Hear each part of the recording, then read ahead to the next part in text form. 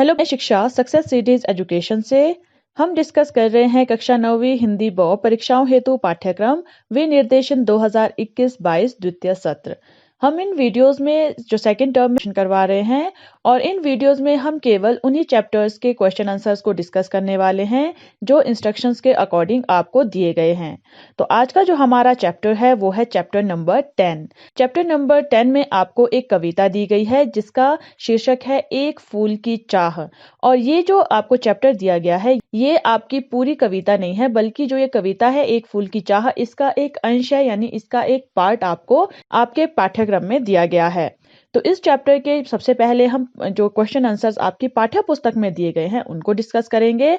उसके बाद कुछ एक्स्ट्रा क्वेश्चंस को देखेंगे और फिर बहुविकल्पात्मक प्रश्न यानी एमसीक्यूज पर भी एक नजर जरूर डालेंगे, क्योंकि आपके जो इंस्ट्रक्शंस दी गई है उसके अकॉर्डिंग आपको एमसीक्यूज भी आ सकते हैं। और एक्स्ट्रा क्वेश्चंस हम आपको इसलिए बता रहे हैं क्योंकि कभी कभार आपके क्वेश्चन पेपर में जो आपके क्वेश्चंस हैं वो थोड़े घुमा फिरा कर पूछे जाते हैं, आप कंफ्यूज ना हो इसलिए हम एक्स्ट्रा क्वेश्चंस भी देख लेंगे। तो चलिए ज्यादा समय व्यर्थ नहीं करते और अपने पाठ्य पुस्तक पर आधारित प्रश्नों को देख लेते हैं। निम्नलिखित प्रश्नों के उत्तर दीजिए। तो यहाँ पर जो आपकी ये कविता है उसमें आपको लॉन्ग और शॉर्ट क्वेश्चंस नहीं दिए गए हैं, बल्कि सिर्फ आपसे ये कहा गया है कि प्रश्नों के उत्तर दीजिए, यानी यहाँ पर लॉन्ग और शॉर्ट आपको एक साथ पूछे जा सकते हैं।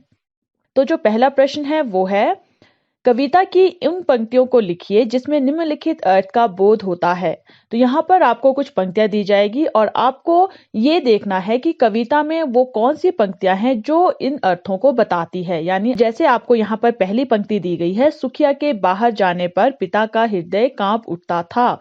तो जो पंक्तियां जो है इस अर्थ को बताती है आपको उन पंक्तियों को लिखना है। तो जो कविता की पंक्तियां इस अर्थ का बोध करवाती है वो है कि मेरा हृदय कांप उठता था, बाहर गई निहार उसे, यही मानता था कि बचा लूं किसी भांति इस बार उसे।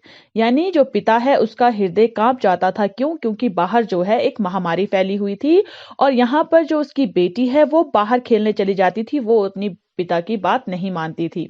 इसलिए जब भी वो बाहर जाती थी तो पिता जो है उसे निहारता रहता था, उसे देखता रहता था और उसका हृदय कांप जाता था ये सोचकर कि कहीं उसकी बेटी उस महामारी की चपेट में ना आ जाए। वो सिर्फ जो है भगवान से यही प्रार्थना करता रहता था कि इस बार जो है वो अपनी बेटी को किसी तरह इस महामारी से बचा ले। अगली जो पंक्ति आपसे कही गई है वो है कि पर्वत की चोटी पर स्थित मंदिर की अनुपम शोभा। यानी अब आपको उन पंक्तियों को बताना है जिसमें जो है कवि ने जो मंदिर है उसकी अनुपम शोभा का यानी उसका सुंदर वर्णन किया है। तो आपकी जो पंक्तियां हैं वो इस तरह से है कि ऊंचे शैल शिखर के ऊपर मंदिर था विस्तृण विशाल, स्वर्ण कलश सरसिज विहसित थे, पाकर सुमुदित रवि का जाल। अगली पंक्ति आपसे पूछी गई है, पुजारी से प्रसाद या पुष्प पाने पर सुखिया के पिता की मनस्थिति। यानी जहां पर पुजारी से जब फूल उसके सुखिया के पिता को मिला था तो सुखिया के पिता की जो मन की स्थिति थी वो किस तरह की थी, उसका वर्णन जो है किन पंक्तियों में किया गया था। तो आप उत्तर में लिखेंगे, भूल गया उसका लेना झट, परम लाभ सा पाकर मैं, सोचा बेटी को माँ के ये पुण्य पुष्प दूं जाकर मैं। तो सुखिया का पिता जब उन पुष्पों को लेता है, उन फूल या उन प्रसाद को जो है पुजारी से लेता है, तो उसका जो वर्णन है वो कवि ने इस तरह से किया है कि जो सुखिया का पिता है वो बहुत ही ज्यादा खुश हो गया था उस प्रसाद को लेकर और वो सोच रहा था कि अब जो है वो अपनी बेटी को ये पुण्य पुष्प यानी माँ के प्रसाद के ये फूल अपनी बेटी को जाकर दे देगा। अगली जो पंक्ति आपसे कही गई है वो है पिता की वेदना और उसका पश्चाताप। तो वेदना थी यानी जो उसका दर्द था और उसका जो पश्चाताप था वो कविता की किन पंक्तियों में है वो आपने दर्शाना है या लिखना है। आप लिखेंगे, अंतिम बार गोद में बेटी तुझको ले ना सका मैं हा, एक फूल माँ का प्रसाद भी तुझको दे ना सका मैं हा। अब यहाँ पर देखिए जब लास्ट में जो पिता है वो अपनी बेटी से मिल भी नहीं पाता है और उसकी बेटी का जो है अंतिम संस्कार कर दिया जाता है तो वो जो है बहुत ही दुख में होता है और वो दुख में ये कहता है कि वो अंतिम बार जो है अपनी बेटी को अपनी गोद में भी नहीं ले सका और उसको ये पश्चाताप हो रहा था कि वो अपनी बेटी को जो है माँ के प्रसाद का एक फूल तक लाकर नहीं दे पाया। तो इस तरह से आपने देखा कि आपको कविता की पंक्तियां पूछी जा सकती है, तो आपने जो है इस कविता को अच्छे से रट कर या समझ कर याद कर लेना है, ताकि अगर आपसे कोई भी इस तरह की एक पंक्ति दी जाए आपको, जिसमें कहा जाए कि ये जो अर्थ है उसका बोध कौन सी पंक्तियां आ जानी चाहिए, तो इस तरह से आप उन पंक्तियों को अच्छे से लिख सकते हैं। अगला प्रश्न आपसे पूछा गया है, बीमार बच्ची ने क्या इच्छा प्रकट की? यानी जब जो सुखिया है वो बीमार पड़ी थी, तो उसने अपने पिता से आखिरी इच्छा क्या प्रकट की थी?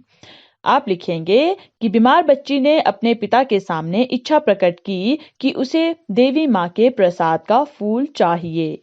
तो यहाँ पर देखिए, जो बच्ची है उसने क्या इच्छा प्रकट की थी कि उसको देवी माँ के प्रसाद का फूल चाहिए। तो यहाँ पर आपसे केवल इतना ही पूछा गया है, तो आप जो है अपने शब्दों में ज्यादा एक्सप्लेन नहीं करेंगे। लेकिन अगर आपसे कहा गया है, शब्द सीमा आपको दी गई है, तो आप शब्द सीमा के अंतर्गत जो है अपने इस प्रश्न को जो है और ज्यादा विस्तृत रूप में भी लिख सकते हैं, एक्सप्लेन कर सकते हैं। अगला प्रश्न आपसे पूछा गया है, सुखिया के पिता पर कौन सा आरोप लगाकर उसे दंडित किया गया? तो सुखिया के पिता पर एक आरोप लगाया गया था, वो कौन सा आरोप था और उसे क्या दंड दिया गया था? तरह से लिख सकते हैं कि सुखिया के पिता पर मंदिर को अशुद्ध करने का आरोप लगाया गया। वह अछूत जाति का था, इसलिए उसे मंदिर में प्रवेश का अधिकार नहीं था।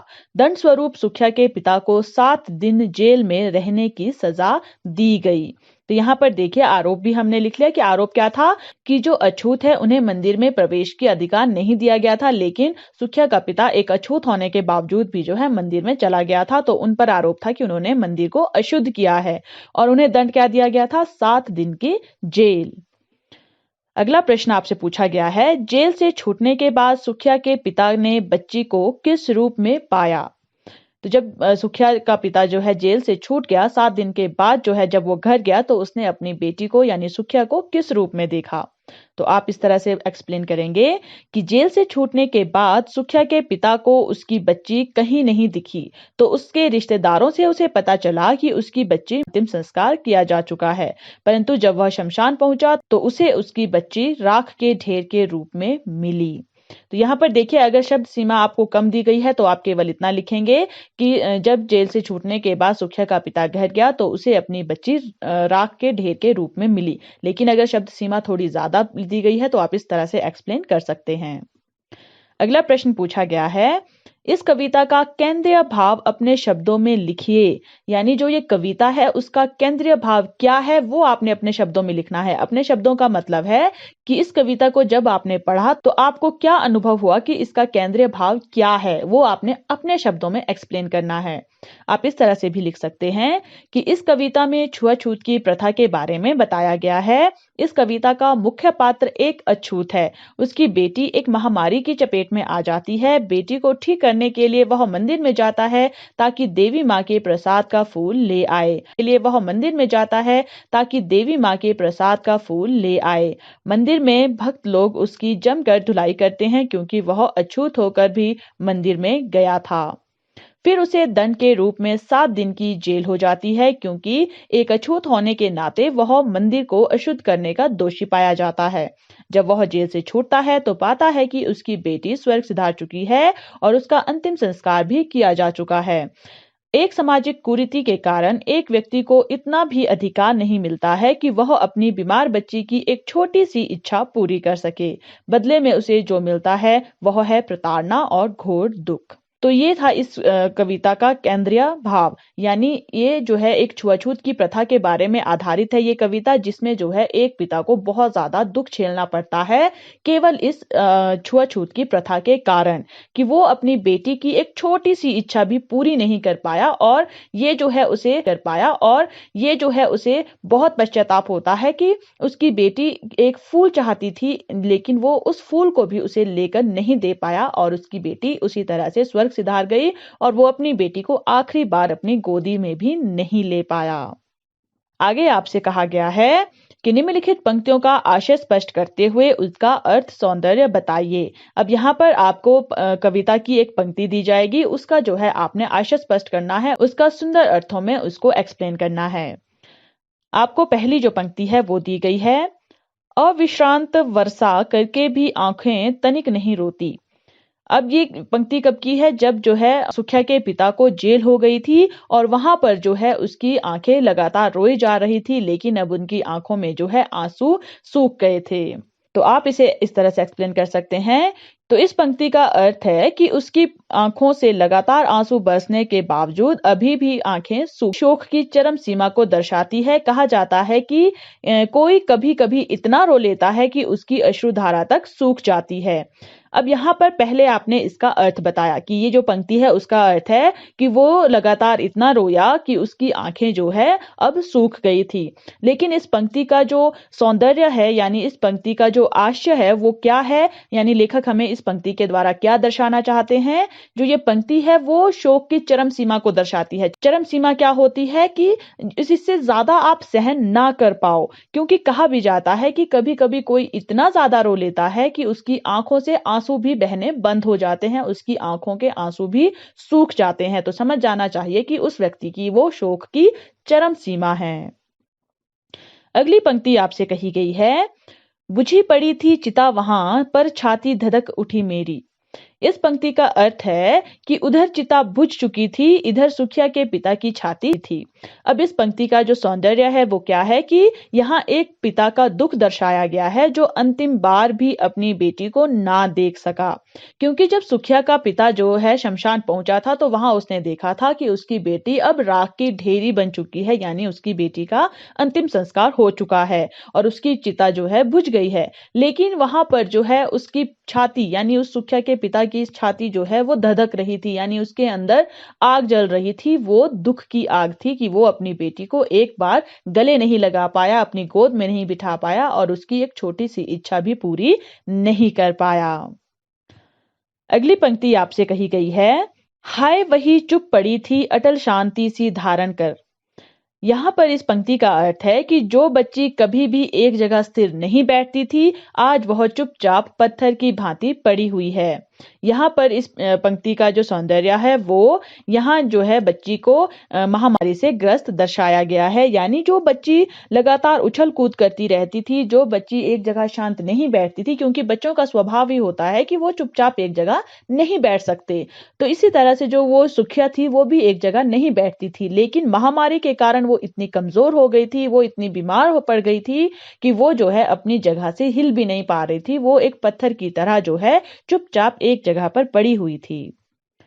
अगली पंक्ति आपसे कही गई है, पापी ने मंदिर में घुसकर किया अनर्थ बड़ा भारी। यहाँ पर जो ये पंक्ति है इसका अर्थ है कि सुखिया के पिता को मंदिर में देखकर एक भक्त कहता है कि इस पापी ने मंदिर में प्रवेश करके बहुत बड़ा अनर्थ कर दिया है, मंदिर को अपवित्र कर दिया है। इस पंक्ति का आशय क्या है? क्योंकि वो जो है एक अछूत था और अछूत को मंदिर में आने का कोई अधिकार नहीं दिया गया था। इस वजह से जो है जो भक्त हैं वो चिल्ला पड़ा था सुखिया के पिता को देखकर कि इसने मंदिर की जो पवित्रता है उसे नष्ट, मंदिर को भी अपवित्र कर दिया है, ये जो है दोषी है। तो इस तरह से आपके जो ये पाठ्य पुस्तक के प्रश्न है ये आपसे पूछे गए हैं और आप जो है अपने शब्दों में इसे और भी अच्छे से एक्सप्लेन कर सकते हैं अगर आपने कविता को अच्छे से पढ़ा है। आपको एक बार जो है कविता को अच्छे से जरूर याद कर लेना है, क्योंकि आपने अपने प्रश्नों में देखा है कि आपको कविता की पंक्तियां भी पूछी जा सकती है और आप उन पंक्तियों को तभी लिख सकते हैं अगर आपको कविता के अर्थों के साथ साथ जो है कविता भी अच्छे से याद है। तो अब हम डिस्कस करेंगे कुछ अतिरिक्त प्रश्न, यानी कुछ शॉर्ट आंसर क्वेश्चंस पहले, ताकि आपको शॉर्ट में आपने किस तरह से एक्सप्लेन करने हैं अपने क्वेश्चंस वो आप एक बार देख लें। तो आपसे इस तरह से प्रश्न पूछे जा सकते हैं कि लोगों के मन में कौन सा भयानक डर बैठा हुआ था? इसका उत्तर आप लिख सकते हैं कि एक बड़े पैमाने पर फैलने वाली बीमारी बहुत भयानक रूप से फैली हुई थी। उस महामारी ने लोगों के मन में भयानक डर, पैमाने पर फैलने वाली बीमारी बहुत भयानक रूप से फैली हुई थी। उस महामारी ने लोगों के मन में भयानक डर बिठा दिया था। यानी लोगों के मन में काय का डर था? महामारी का डर था। तो आप इस तरह से एक्सप्लेन कर सकते हैं। अगला प्रश्न आपसे पूछा जा सकता है कि सुखिया का पिता उसे बाहर जाने से क्यों रोकता था? आप इस तरह से एक्सप्लेन कर सकते हैं कि सुखिया का पिता अपनी बेटी को बार बार बाहर जाने से रोकता था क्योंकि बाहर बड़े स्तर पर फैलने वाली बीमारी बहुत भयानक रूप से फैली हुई थी और वह नहीं चाहता था कि उसकी बेटी उस भयानक बीमारी की चपेट में आ जाए। तो महामारी के कारण जो है सुखिया का पिता उसे बाहर जाने से रोकता था। अगला प्रश्न आपसे पूछा जा सकता है कि जब भी सुखिया का पिता अपनी बेटी को बाहर जाते हुए देखता था तो वह क्या सोचता था। तो आप इस तरह से एक्सप्लेन कर सकते हैं कि सुखिया अपने पिता की एक भी बात नहीं मानती थी और खेलने के लिए बाहर चली जाती थी। जब भी सुखिया का पिता अपनी बेटी को बाहर जाते हुए देखता था तो उसका हृदय डर के मारे कांप उठता, महामारी के प्रकोप से बच जाए। तो बाहर जाते हुए जब देखता था तो क्या सोचता था कि उसकी बेटी किसी तरह से महामारी के प्रकोप से बच जाए, यानी उसकी बेटी को कहीं वो महामारी ना हो जाए। अगला प्रश्न पूछा जा सकता है कि सुखिया के पिता को कितने दिन की सजा हुई थी और उसे सजा के दिन कैसे प्रतीत हो रहे थे। आप इस तरह से एक्सप्लेन कर सकते हैं कि सुखिया के पिता को 7 दिन की सजा हुई थी। जेल में वो 7 दिन सुखिया के पिता को ऐसे लग रहे थे जैसे कई सदियां बीत गई हो। उसकी आंखें बिना रुके बरसने के बाद भी बिल्कुल नहीं सूखी थी, क्योंकि उसे अपनी बेटी की याद आ रही थी। तो यहाँ पर देखिए, अगर आपसे इतना ही पूछा जाए कि सुखिया के पिता को कितने दिन की सजा हुई थी, तो आप केवल इतना लिख सकते हैं कि सुखिया के पिता को 7 दिन की सजा हुई थी। लेकिन अगर ये पूछा जाए कि वो सजा के दिन उसे कैसे लग रहे थे, उसने कैसे उन्हें काटा, तो आप जो है आगे वाली पंक्तियां लिख सकते हैं कि वो जो 7 दिन थे वो सुखिया के पिता को सदियों की तरह लग रहे थे, कि जैसे बहुत सारी सदियां बीत गई हो। क्यों लग रहे थे कि जैसे बहुत सारी सदियां बीत गई हो, क्योंकि सुखिया का पिता अपनी बेटी से बहुत ज्यादा प्यार करता था और उससे दूर रहना उसे कतई गवारा नहीं था। और उसे जो है याद करते हुए वो बहुत ज्यादा रो रहा था, और बहुत ज्यादा रोने के बावजूद जब दूसरे जो व्यक्ति होते हैं रोते रोते उनकी आंखों के आंसू सूख जाते हैं, लेकिन सुखिया के पिता की आंखें जो है अब भी नहीं सूखी थी, क्योंकि वो अपनी बेटी को बहुत ज्यादा याद कर रहा था और वो अपनी बेटी से बहुत ज्यादा प्यार करता था। अगला प्रश्न आपसे पूछा जा सकता है कि पापी ने मंदिर में घुसकर किया अनर्थ बड़ा भारी, कथन का आशय स्पष्ट कीजिए। तो पापी ने मंदिर में घुसकर कौन सा अनर्थ कर दिया था, वो क्यों कहा गया है, ये आपने यहाँ पर स्पष्ट करना है। तो आप इस तरह से एक्सप्लेन कर सकते हैं कि यह पंक्ति छुआछूत जैसी गंभीर समस्या को उजागर करती है। इस पंक्ति में ढोंगी भक्तों ने सुखिया के पिता पर मंदिर की पवित्रता नष्ट करने का भीषण आरोप लगाया है। वे कहते हैं कि सुखिया का पिता पापी है, वह अछूत है, इसने मंदिर में घुसकर मंदिर की पवित्रता नष्ट हो गई है। इसलिए जो है उन्होंने कहा कि पापी ने मंदिर में घुसकर जो है बहुत बड़ा अनर्थ कर दिया है। अगला प्रश्न आपसे पूछा जा सकता है, बुझी पड़ी थी चिता वहां पर, छाती धधक उठी मेरी, कथन का आशय स्पष्ट कीजिए। जो ये पंक्ति है उसका क्या आशय है, ये आपने स्पष्ट करना है। तो इसे आप इस तरह से एक्सप्लेन कर सकते हैं कि यह पंक्ति एक पिता का दुख और बेबसी को दर्शाती है। जब सुखिया का पिता जेल से छूटा और घर गया तो उसे उसकी बेटी नहीं मिली, बल्कि उसके मर जाने की खबर मिली। तो वह शमशान में गया। उसने देखा कि वहां उसकी बेटी की चिता को उसके रिश्तेदारों ने अग्नि दे दी थी। अब उसकी बेटी की जगह राख की ढेरी पड़ी थी। उसकी बेटी की चिता ठंडी हो चुकी थी, पर एक पिता के सीने में दुख की आग धधक रही थी। इसको और ज्यादा एक्सप्लेन आप इससे आगे भी कर सकते हैं कि उसका जो पिता है वो अपनी बेटी को आखिरी बार गोदी में नहीं ले पाया, और उसकी आखिरी इच्छा को जो है वजह से जो है उसका जो दिल है वो बहुत ज्यादा दुख से भर गया था। उसका जो सीना है उसमें जो है दुख की आग जल रही थी, जबकि उसकी बेटी की चिता जो है वो अब ठंडी पड़ चुकी थी, वो मर चुकी थी। अगला प्रश्न आपसे पूछा जा सकता है कि एक फूल की चाह कविता में न्यायालय द्वारा सुखिया के पिता को दंड क्यों दिया गया था। तो इस तरह से भी जो है घुमा फिराकर आपसे पूछा जा सकता है। तो आप इस तरह से एक्सप्लेन करेंगे, न्यायालय द्वारा सुखिया के पिता को इसलिए दंड दिया गया था क्योंकि उस पर आरोप था कि उसने अछूत होकर भी देवी के मंदिर में प्रवेश किया था। मंदिर को अपवित्र तथा देवी का अपमान करने के कारण सुखिया के पिता को न्यायालय ने 7 दिन के कारावास का दंड देकर दंडित किया। अगला प्रश्न आपसे पूछा जा सकता है कि एक फूल की चाह कविता के आधार पर बताइए कि सुखिया के पिता किस सामाजिक बुराई का शिकार हुए थे। तो जो ये कविता है उसका जो मेन पॉइंट है छुआछूत की समस्या, वो जो है आपने यहाँ दर्शानी है कि जो ये कविता है उसके आधार पर आपने बताना है। तो आप इस तरह से एक्सप्लेन कर सकते हैं कि सुखिया का पिता समाज के उस वर्ग से संबंध रखता था जिसे समाज में कुछ लोग अछूत कहते हैं। अछूत होने के कारण उसे मंदिर को अपवित्र करने और देवी का अपमान करने का आरोप लगाकर पीटा गया और उसे 7 दिन की जेल मिली। इस कारण वह छुआछूत जैसी सामाजिक बुराई का शिकार हो गया था।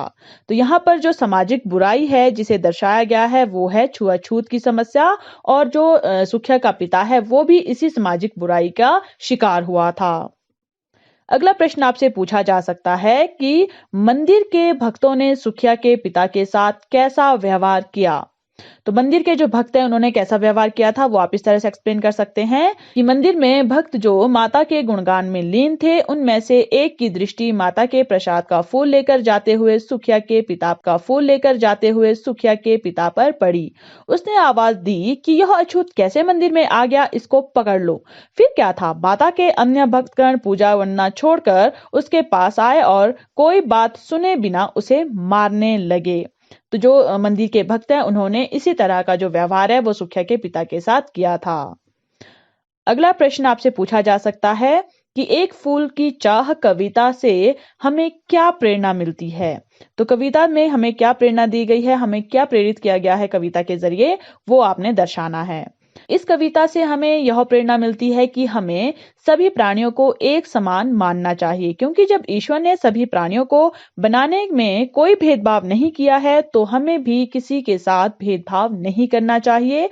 और जन्म का आधार मानकर किसी को अछूत कहना एक निंदनीय अपराध है। यदि कोई यह अपराध करता है तो उसे दंड मिलना चाहिए। तो ये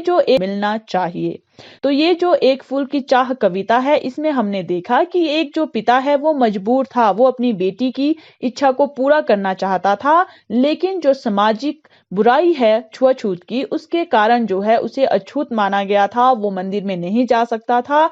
लेकिन क्या एक व्यक्ति को इतना भी अधिकार नहीं है कि वो अपनी एक छोटी सी बच्ची की एक छोटी सी इच्छा को भी पूरा ना कर पाए। उसने कोई बड़ा अपराध तो नहीं किया था, यानी वो केवल जाकर माँ के प्रसाद को लेना चाहता था अपनी बेटी के लिए, लेकिन लोगों ने जो है उसे अछूत कहकर उसे मारा पीटा, उसका प्रसाद गिरा दिया, उस पर जो है देवी माँ को अपवित्र करने का, देवी माँ का अपमान करने का आरोप लगाया और उसे 7 दिन की सजा भी दी, बिना ये जाने कि उसकी बेटी जो है वो महामारी का शिकार हो चुकी है, वो मर सकती है। तो पिता जो है अपनी बेटी को आखिरी बार भी नहीं मिल पाया इसी छुआछूत के कारण। तो इस कविता में जो है इस छुआछूत बीमारी का जो गंभीर रूप है वो हमें प्रेरित हो कि हम समाज से ऐसी बुराइयों को हटाएं और किसी को भी जो है इस तरह के दुख को ना झेलना पड़े।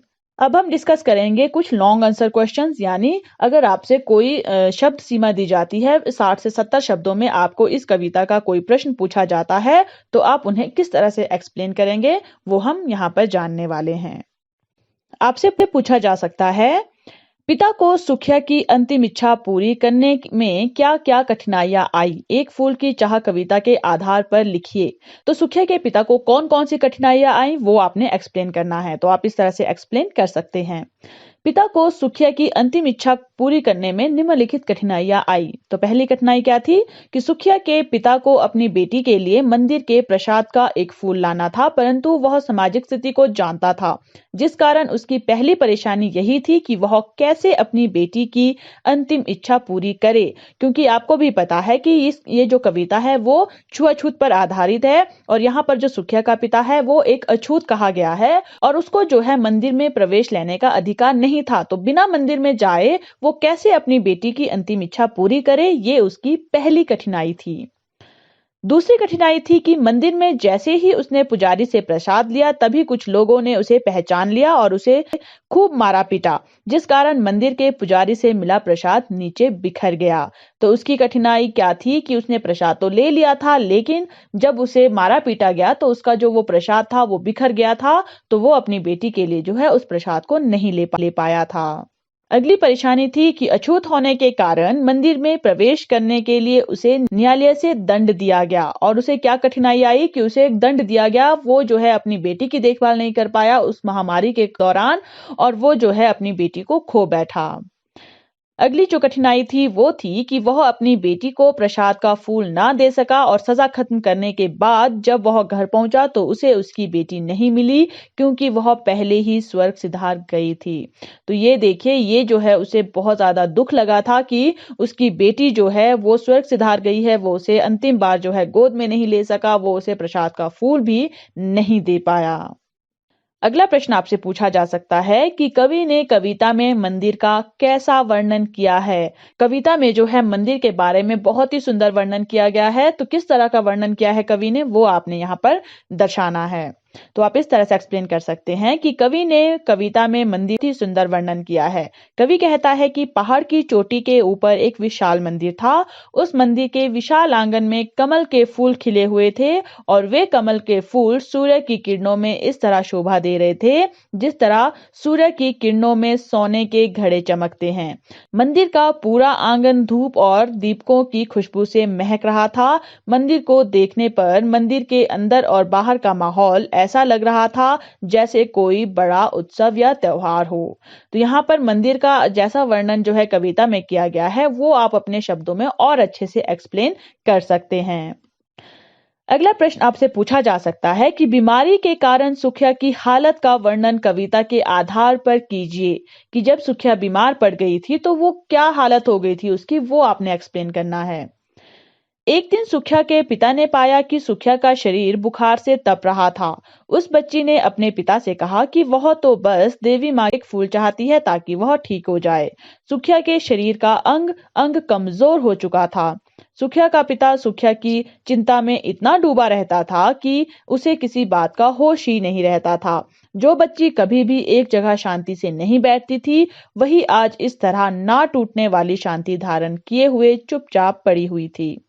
तो जब आप कविता को अच्छे से पढ़ेंगे तो ये जो एक्सप्लेनेशन है वो आप अच्छे से अपने शब्दों में कर सकते हैं, क्योंकि जब आप कविता को पढ़ेंगे तो वहां पर जिस तरह का एक्सप्लेनेशन किया गया है उसको आप इस तरह से ना करके अपने शब्दों में भी अच्छे से एक्सप्लेन कर पाएंगे।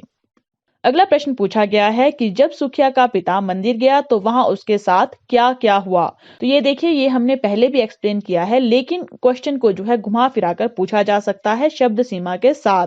तो अगर शॉर्ट में पूछा जाए तो जिस तरह से हमने पहले एक्सप्लेन किया है आप उस तरह से लिख सकते हैं, लेकिन अगर लॉन्ग में आपसे पूछा जाए तो आप इस तरह से एक्सप्लेन कर सकते हैं कि जब सुखिया का पिता मंदिर गया तो वहां मंदिर के भक्तों के झुंड मधुर आवाज में एक सुर में भक्ति के साथ देवी माँ की आराधना कर रहे थे। सुखिया के पिता के मुंह से भी देवी माँ की स्तुति निकल गई। पुजारी ने सुखिया के पिता के हाथों से दीप और फूल लिए और देवी माँ की प्रतिमा को अर्पित कर दिए। फिर जब पुजारी ने उसे दोनों हाथों से प्रसाद भरकर दिया तो एक पल में वह ठिठक सा गया, क्योंकि सुखिया का पिता छोटी जाति का था और छोटी जाति के लोगों को मंदिर में आने नहीं दिया जाता था। सुखिया का पिता अपनी कल्पना में ही अपनी बेटी को देवी माँ का प्रसाद दे रहा था। सुखिया का पिता प्रसाद लेकर मंदिर के द्वार तक भी नहीं पहुंचा था कि अचानक किसी ने पीछे से आवाज लगाई, अरे यह अछूत मंदिर के भीतर कैसे आ गया, इसे पकड़ो कहीं यह भाग ना जाए।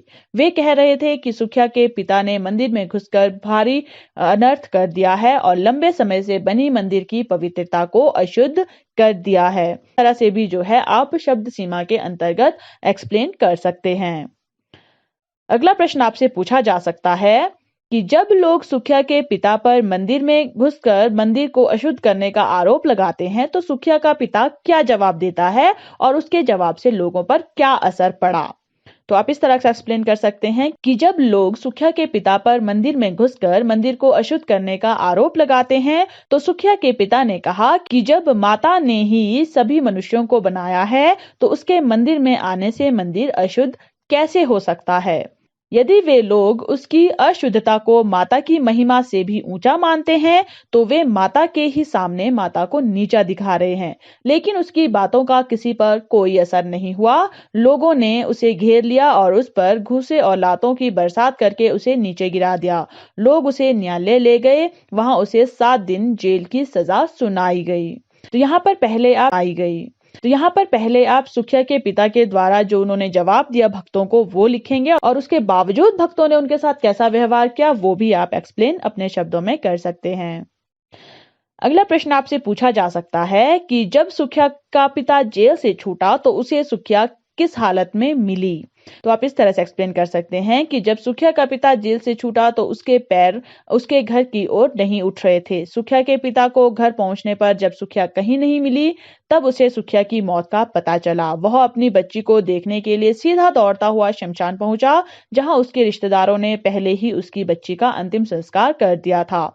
अपनी बेटी की बुझी हुई चिता देखकर उसका कलेजा जल उठा। उसकी सुंदर फूल सी कोमल बच्ची अब राख की ढेर में बदल चुकी थी। यानी सुखिया के पिता को जो है उसकी बेटी राख के ढेर के रूप में मिली थी। अब हम चर्चा करेंगे कुछ एमसीक्यूज पर ताकि आपकी प्रेपरेशन अच्छे से हो। पहला प्रश्न इस तरह से है कि कविता में अश्रु राशियां का क्या अर्थ है। आपसे जो है कविता के जो कठिन शब्द हैं वो भी पूछे जा सकते हैं। तो आप एक बार हमारे चैनल सक्सेस सीरीज एजुकेशन पर जाकर सर्च कर सकते हैं। वहां पर आपको एक्सप्लेनेशन के साथ साथ कठिन शब्द भी मिल जाएंगे। उनको जो है आप एक बार अच्छे से पढ़ लें ताकि अगर आपसे कोई भी कठिन शब्द पूछा जाए, उसका अर्थ बताने के लिए कहा जाए, तो आप कोई गलती ना कर बैठें। तो यहाँ पर आपको 4 ऑप्शन दिए गए हैं। आंसुओं से रोशनी, आंसुओं की झड़ी, आंसुओं की कीमत या आंसुओं की राशि। तो अश्रु रश्मियों का अर्थ होता है आंसुओं की झड़ी, यानी आंसुओं का लगातार बहना। तो हमारा ऑप्शन नंबर बी हमारा सही उत्तर होगा। अगला प्रश्न है, रविकर जाल से क्या तात्पर्य है। तो 4 ऑप्शन है। सूर्य द्वारा बिछाया हुआ जाल, सूर्य की किरण, चंद्रमा की किरणों का समूह या सूर्य किरणों का समूह। तो रवि कर जाल, रवि कहते हैं सूर्य को, होता है किरणें, जाल हुआ समूह। तो यहाँ पर सूर्य की किरणों का समूह जो है वो हमारा सही उत्तर होगा, यानी ऑप्शन नंबर डी। अगला प्रश्न है, सुखिया का पिता सुखिया को किससे बचाना चाहता था। अगर आपने कविता को अच्छे से पढ़ा है तो आपको पता होगा महामारी से। तो यहाँ पर भी 4 ऑप्शन हैं। बुरी नजर से, महामारी से, चोट लगने से, मंदिर के भक्तों से। तो हमारा ऑप्शन नंबर बी यानी महामारी से हमारा सही उत्तर होगा। अगला प्रश्न है, सुखिया के पिता के पैर घर की ओर क्यों नहीं उठ रहे थे। 4 ऑप्शन है। सुखिया की बीमारी के कारण, बी है सुखिया कहीं महामारी की चपेट में ना आ जाए इस कारण, तीसरा है छुआछूत की समस्या के कारण, और चौथा है किसी अनहोनी होने के डर के कारण।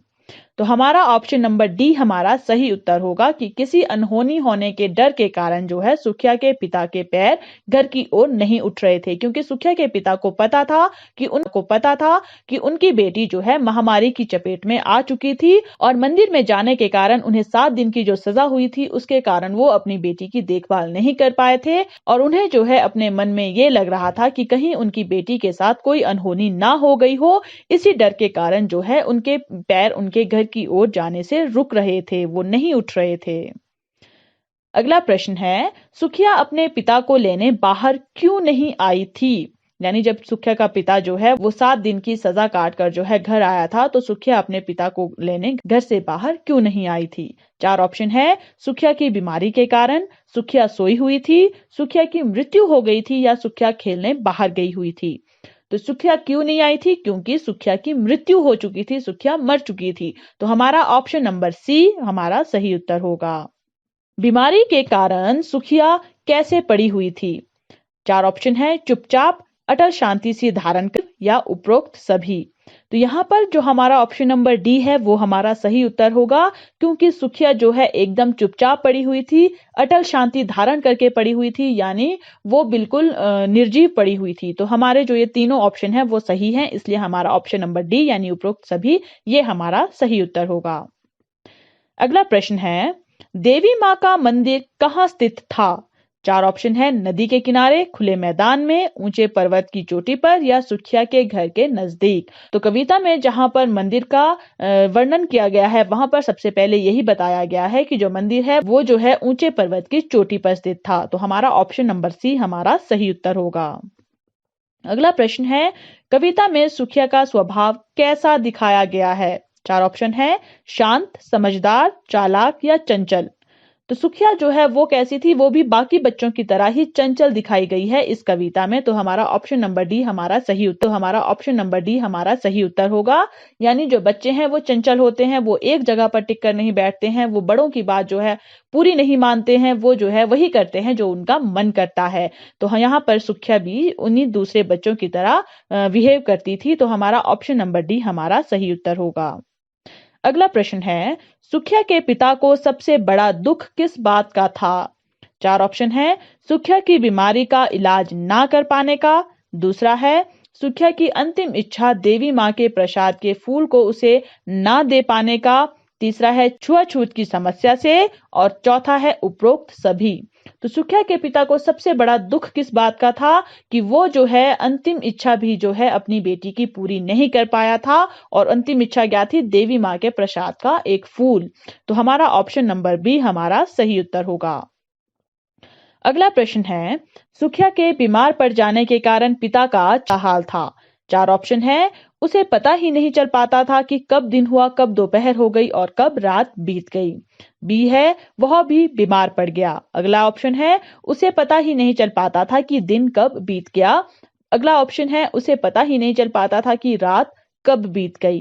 तो हमारा ऑप्शन नंबर ए हमारा सही उत्तर होगा, क्योंकि जब सुखिया बीमार पड़ गई थी तो उसका पिता भी जो है बहुत ज्यादा चिंताग्रस्त हो गया था। उसे ये पता नहीं चल पाता था कि कब दिन हो गया है, फिर दोपहर हो गई है, रात भी बीत गई है, यानी वो भी जो है सुखिया के पास ही पड़ा रहता था। उसे भी जो है सुध बुध नहीं थी।